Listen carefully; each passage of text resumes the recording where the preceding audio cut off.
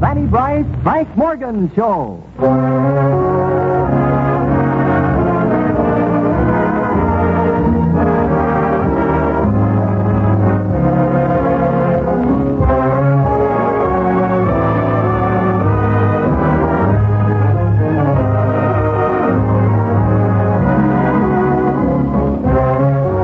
For you soldiers, sailors, and Marines of the United Nations, a special rebroadcast with John Cotty, Harlow Wilcox, Frank Tours and his orchestra, Hanley Stafford as Daddy, Fanny Brice as Baby Snooks, and Frank Morgan.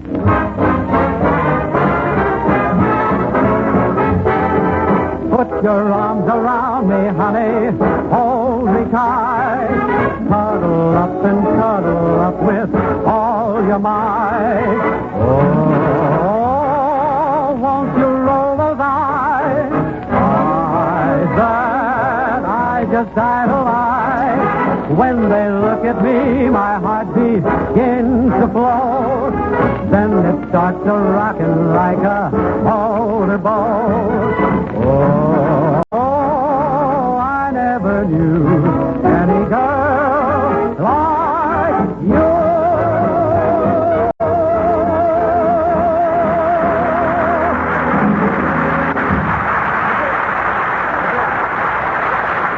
Thank you, ladies and gentlemen. Thank you, and good evening, everyone. Oh, good evening, John. In a dispirited sort of way. Why, Tours, what's wrong? From that dyspeptic look on your face, I'd say your stomach is upset again. Something give you a pain? Yes, my wife.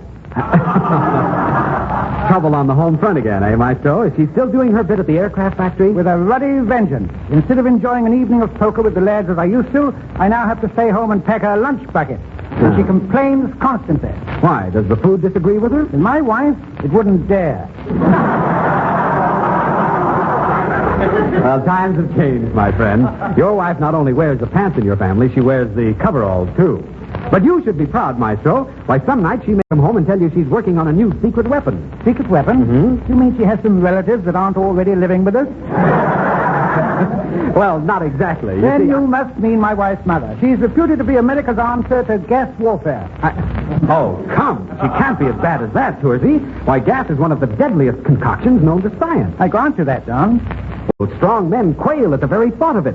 Did you know that 1 ounce of certain mixtures is potent enough to knock 1,000 men flat? It is? Well, mix me one, jockey, and watch me bounce. Right.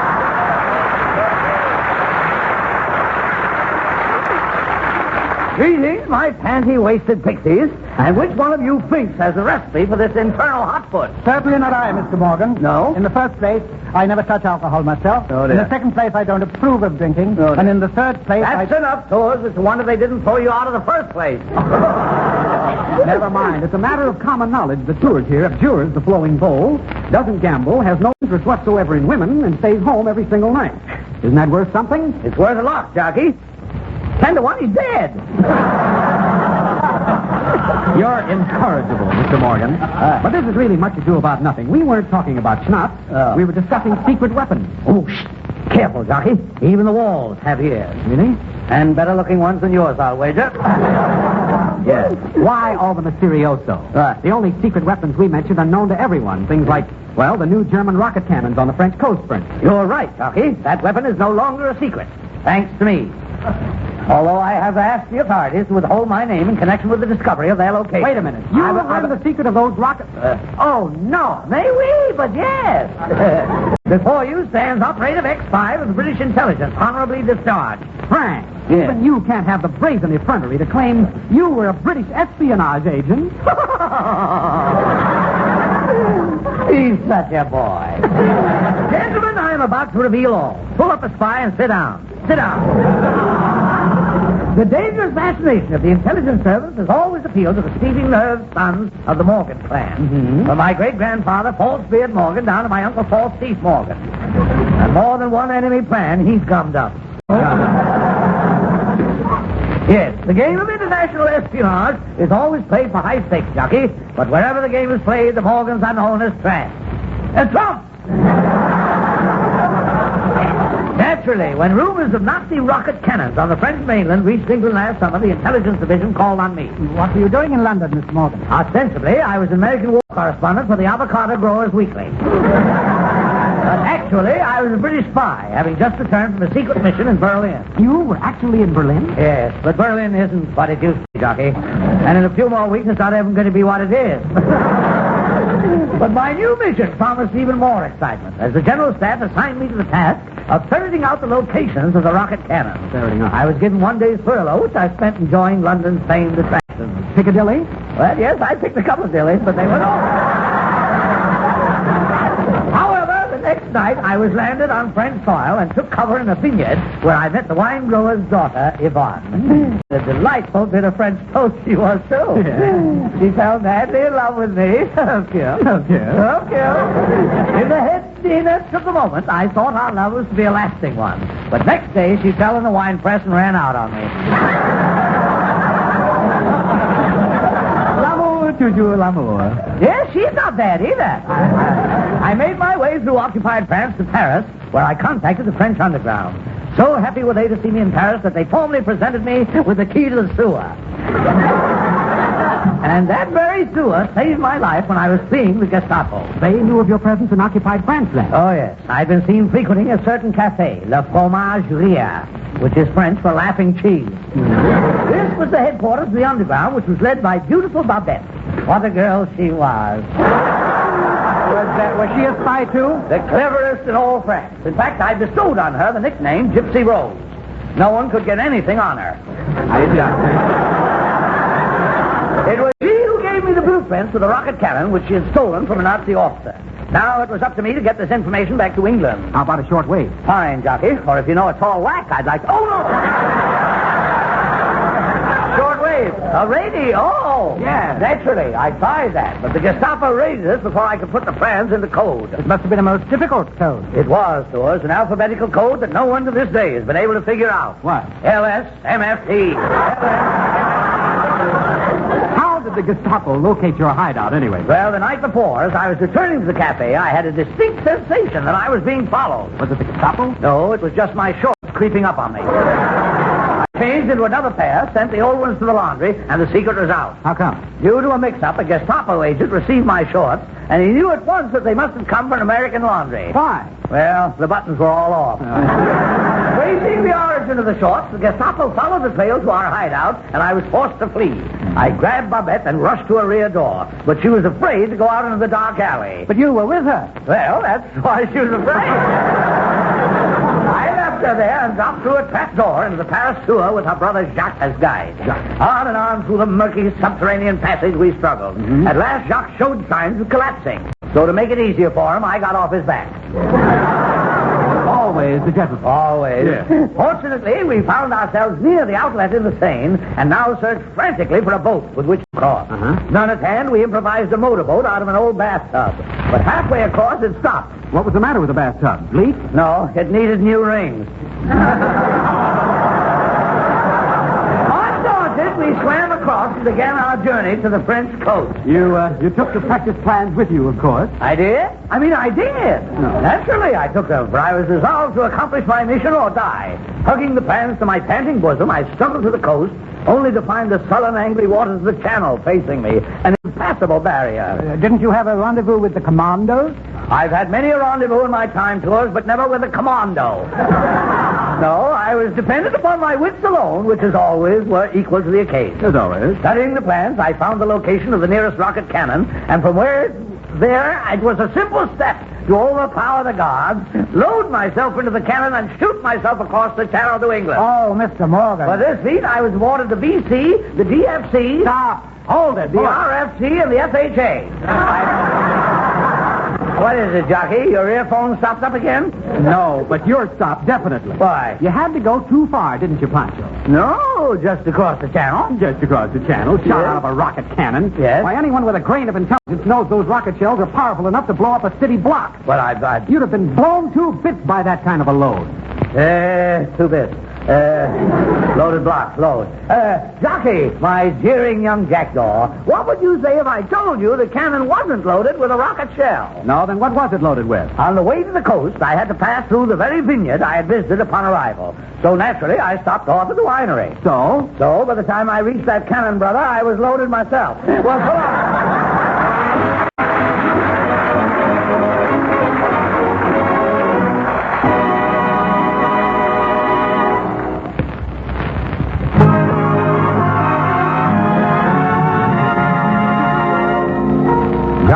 song this evening is from the RKO picture Higher and Higher. Its title, I Couldn't Sleep a Wink Last Night.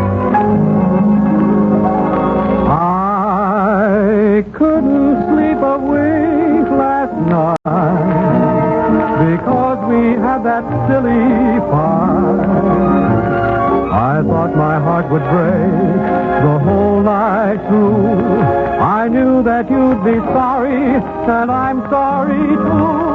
I didn't have my favorite dream, the one in which I hold you tight. I had to call you up this morning to see if everything was still all right. Yes, I had to call you up this morning, 'cause I couldn't sleep a wink last night.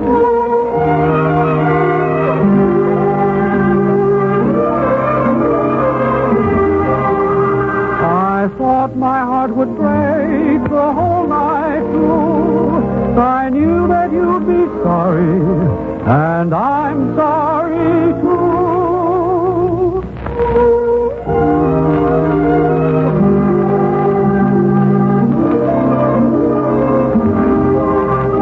I had to call you up this morning to see if everything was still all right. I didn't have my favorite dream, the one in which I hold you tight.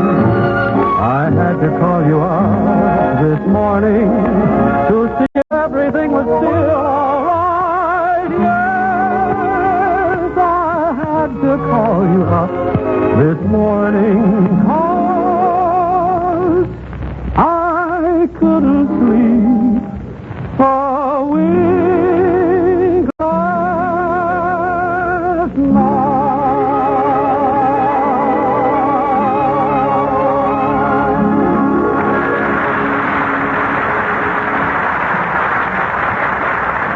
Thank you, ladies and gentlemen. Thank you, Maestro Tour.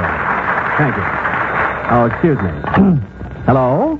Hello, John. Daddy. My, I'm glad you called. I found out the name of that paper hanger you wanted, Daddy. Thanks, John, but never mind. I'm doing the job myself. Yourself? Sure. And I'm practically finished. Oh. Why should I, an able-bodied man, pay a paper hanger for a simple job? But what do you know about hanging wallpaper, Daddy? What do you have to know? You get yourself some paste, some paper, and a ladder. Yeah, but don't forget the most important thing. What's that? You tie Snooks in the basement. Oh, no, John. No. Snooks is cooperating with me. She's upstairs right now, mixing the paste. What is she mixing it with, Daddy? TNT? Gotta run now, John. Talk to you later. Okay, goodbye, Daddy, and good luck.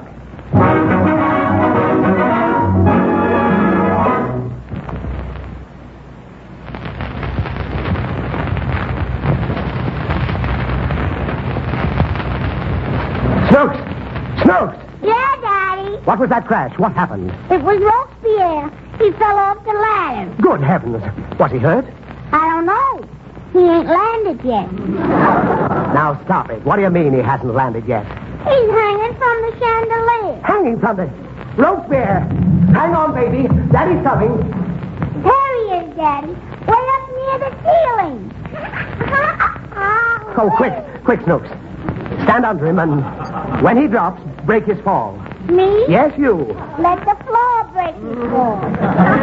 Now, what kind of talk is that with your little brother hanging from the ceiling? Would I let you hang from the ceiling? Would I? Wouldn't you? Well, I might be tempted. But we can't stand here and argue. All right, Robespierre.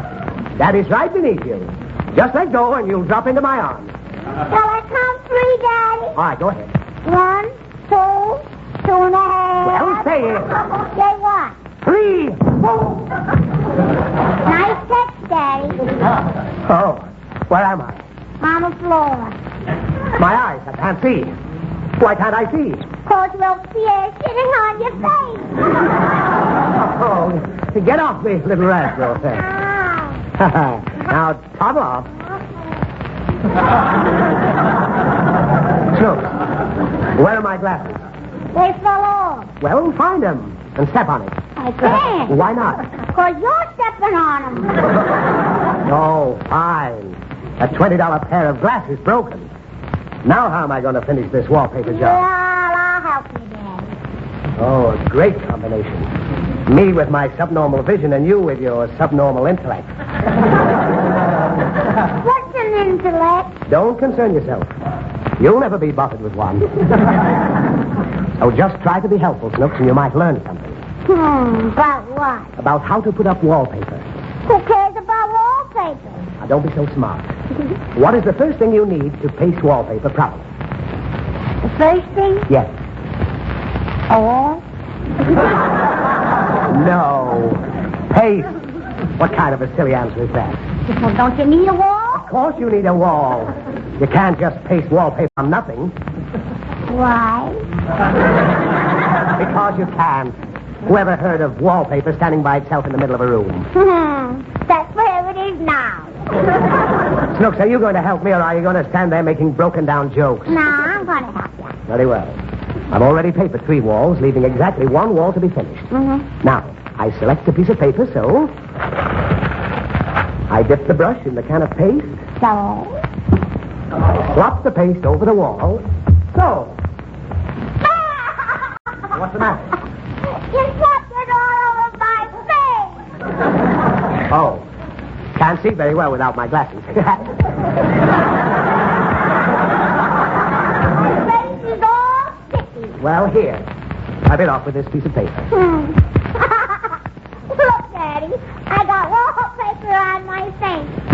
Ain't it pretty? It's repulsive. Take it off. All right. How do I look now? Put it back on. This is fun. Oh, Snooks. Stop pasting paper all over your face. Well, you tell me. Never mind what I told you. I need this piece for the wall. There. Is it on straight? Uh-huh. Interesting design, don't you think? Yeah. What is it? Oh, it's a sort of a mural depicting the evolution of man. Where's the man? Well, he isn't up yet. What time did you get up? No. I mean, I haven't put him on the wall yet. What you see here are groups of prehistoric fish. Millions of years ago, man started his life as a fish. Yeah? Yes. Did you start as a fish? Yes. When did you stop being a fish? I never stopped being a fish. That's why I'm married and hanging wallpaper with you. Was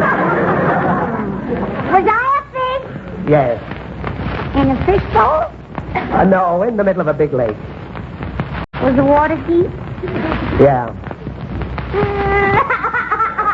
What's the matter?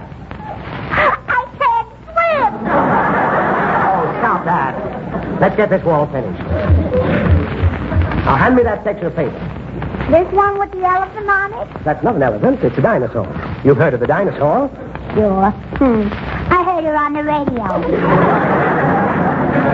That's dinosaur. I'm referring to dinosaur. Oh. And here's another prehistoric mammal. Looks like a dinosaur, only it's a crossbreed. Bing crossbreed? No, it's a brontosaurus. Well, what's a brontosaurus? Well, what's the difference? No matter what I tell you, you're going to say Frank Sinatra.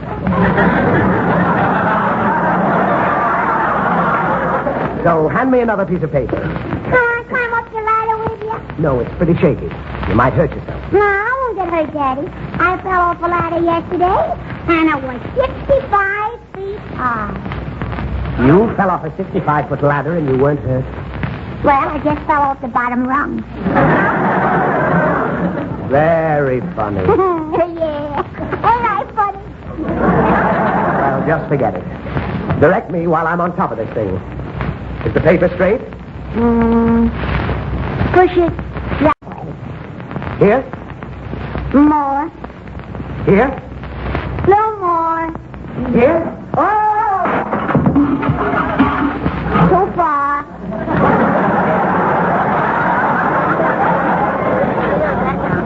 What happened? Everything's gone black. Well, take the tail off your face. Oh. Snooks, the only thing saving you from a spanking is the fact that my glasses are broken and I've got glue in my eyes. You gonna finish hanging the paper? Yes, give me that paper and tell me where it goes. Well, put a piece here, Daddy. Where else? Right here. Where else? Here's an empty spot, Daddy. Oh, all right. Now, have I got everything covered? Uh-huh. How does it look? All right, except dinosaur is sitting on Bing Crosby's shoulders. Stop it now. Let's get this room cleaned up before Mommy gets home. Here, I'll carry the ladder and you open the door. What door? The door to the hall. I don't see any door. No door? Good Lord, did you let me paper over that whole wall? Well, you said you wanted to cover everything. Not windows and doors. Snooks, I've lost my sense of direction. Which wall is the door on? I don't know, Daddy. All the walls look alike. Well, don't you see any bumps? Uh-huh. There's one right here. Oh, good. I'll tear off the paper. There, what do you see? Uncle Louis. What's he doing here? He's hanging on a wall. Oh, you mean a picture? Well, we've got to be smart now, Snooks. Yeah. If Uncle Louis' picture is here, the door should be somewhere about there. Mm-hmm. Let's feel along the wall. Okay. Oh, this must be it. I can tell by the woodwork. You push it open, Daddy. It's stuck. Push harder. All right. Here goes. Daddy, that was the window. But I found the door. Well, hold it open and find my brush. What for? I've got some pasting to do.